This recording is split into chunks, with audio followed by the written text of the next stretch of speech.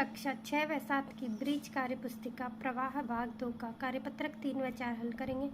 Page number 3 और 4 पर question number पहला देखिए, यहाँ रिक्त स्थानों की पूर्ति कीजिए। हमें इस भिन्न को देखकर जो क्वेश्चन में नीचे रिक्त स्थान दिए हुए हैं उनकी हमें पूर्ति करनी है। इससे हमें समझना है, ये हमारे पास उदाहरण है। तो देखिए यहाँ एक वृत्त दिया हुआ है, उसके 4 बराबर भाग किए हुए हैं, 1 2 3 4। इनमें से हमें एक भाग को छायांकित कर रखा है। तो देखिए चित्र में छायांकित भाग की भिन्न, इससे हमें भिन्न बनाई तो हमें भिन्न प्राप्त हुई 1/4।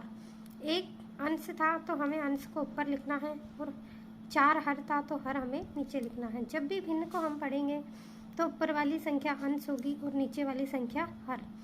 तो यहाँ हमें इस चित्र से जो भिन्न प्राप्त हुई है 1/4, उसमें एक अंश और 4 हर है।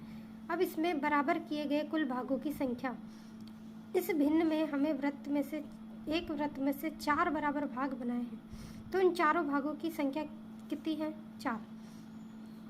कुल भागों में से छायांकित भाग, ये टोटल 4 भाग थे, उसमें से छायांकित 1 को कर रखा, तो छायांकित भागों की संख्या 1। तो इससे हमें भिन्न प्राप्त हुई है छायांकित भागों की संख्या बटे कुल भागों की संख्या।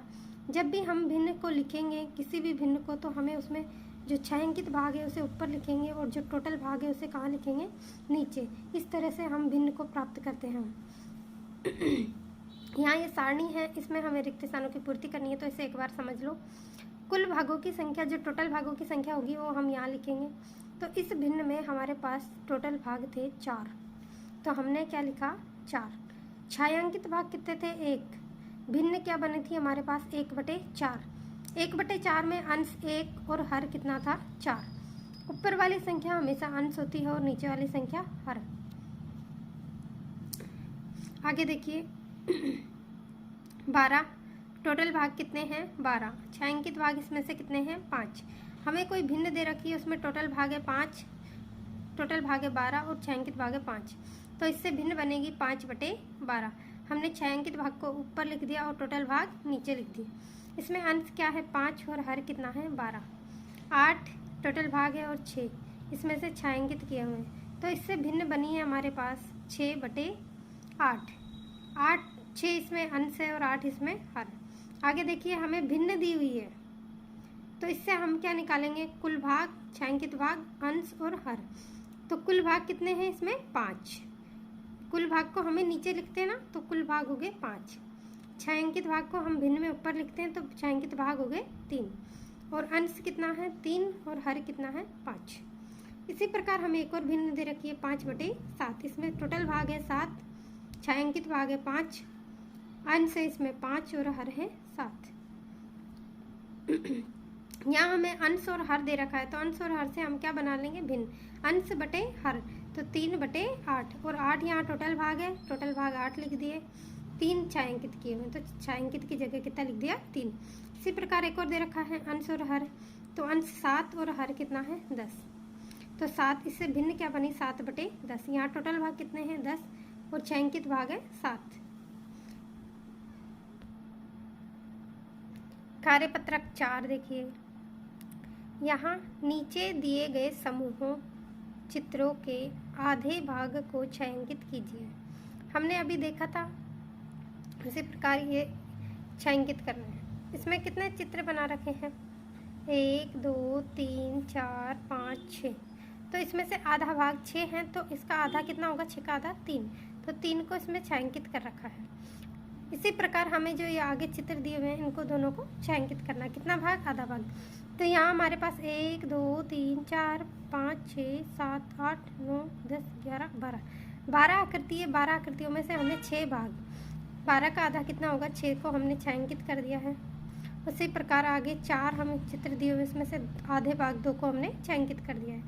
इसी का क्वेश्चन नंबर 2, नीचे दिए गए समूह चित्रों में 1/4 भाग को छायांकित कीजिए। अभी हमें आधे का मतलब होता है 1/2,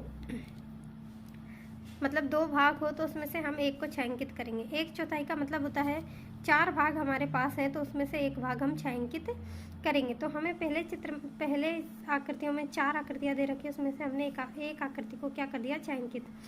तो ये क्या हो गया, 1/4 भाग छायांकित हो गया। इसी प्रकार इसमें हमें 8 आकृतियाँ दे रखी है, उसमें से हमने 2 को छायांकित कर दिया, तो ये 1/4 भाग छायांकित हो गया। इसी प्रकार 1 2 3 4, 4 3 12, तो 12 आकृतियों में से हमने 3 आकृतियों को छायांकित कर दिया, तो 12 का 1/4 भाग होता है 3। इसी प्रकार आगे देखिए क्वेश्चन नंबर 3, नीचे दिए गए बॉक्स के समूह चित्रों में 3/4 भाग को छायांकित कीजिए।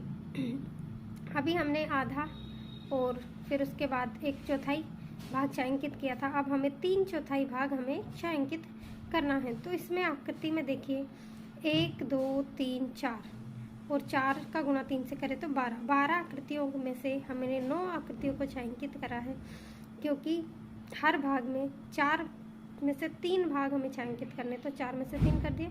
इसी तरह से करने पर 4 में से 12 में से 3/4 भाग छायांकित करने पर 9 भाग छायांकित होंगे। अगले चित्र में देखिए 1 2 3 4 5, 5 चौको 20, 20 में से हमने कितने भाग छायांकित कर दिए, 15, क्योंकि 20 का 15 3/4 होता है। 1 2 3 4 5 6, 6 चौको 24, 24 में से हमने 18 भाग छायांकित कर दिए। इसी का अगला क्वेश्चन 4, नीचे दिए गए चित्र समूह में 2/4 भाग को रंग कीजिए। 2/4 का मतलब होता है 2/4, 4 भाग हो तो उसमें से हम 2 भाग छायांकित कर देंगे, या फिर इसको हम 1/2 आधा भाग भी बोल सकते हैं। तो इसमें जितने चित्र होंगे उसमें से हम आधे चित्रों को छायांकित कर देंगे। तो यहाँ देखिए 1 2 3 4 5 6 7 8, 8 दूनी 16 है, तो 16 में से हमने 8 को छायांकित कर दिया। 1 2 3 4 5, 5 चौको 20, 20 में से हमने 10 भाग छायांकित कर दिए। इस तरह हमने 2/4 भाग छायांकित कर दिया। इस प्रकार हमारा कार्यपत्रक 3 व 4 पूरा हुआ।